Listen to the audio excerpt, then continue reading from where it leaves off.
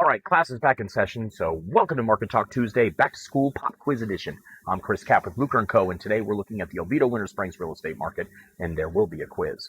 Don't worry, unlike my actual students, you can actually look at your phone during this one. Question number one.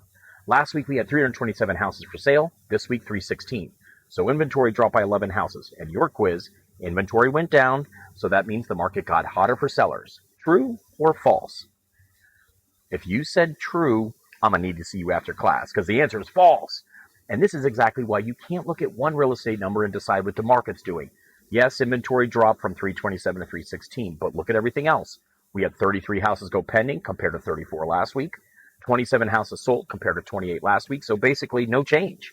But here's where things got interesting. Last week, houses that sold took an average of 28 days to go on a contract. This week, 48 days. That's about a 3-week jump in 1 week time period.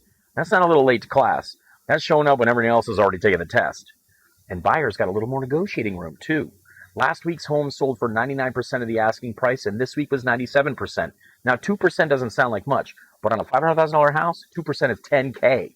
That's not no lunch money. That's appliances, closing costs, rate buy down, or approximately 3 trips to Publix. Well, maybe 4 if you skip the pub subs. Now, let's do question number 2. Last week's median sold price was $618. This week, sold price is $500. So did Oviedo Winter Springs home values just crash $180,000? No. And if someone posted on Facebook, please don't tag me. I need my blood pressure where it is. This is why I constantly warn you about weekly median sales price.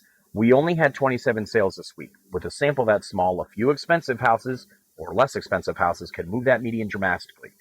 Last week's sold price per square foot was $249 a square foot. This week it's $242. Now that's a decrease, and it's something that I'm watching, but it's nowhere near a $118,000 collapse in home values. Final question. So what's the market actually telling us? Here's my answer, FRQ style. Buyers are still buying, but they're being patient, and they're negotiating. Inventory is actually getting tighter, but that does not mean sellers can throw any price that they want on a house and expect 3 offers by dinner. Average days on the market for all active listings increased from 76 to 80.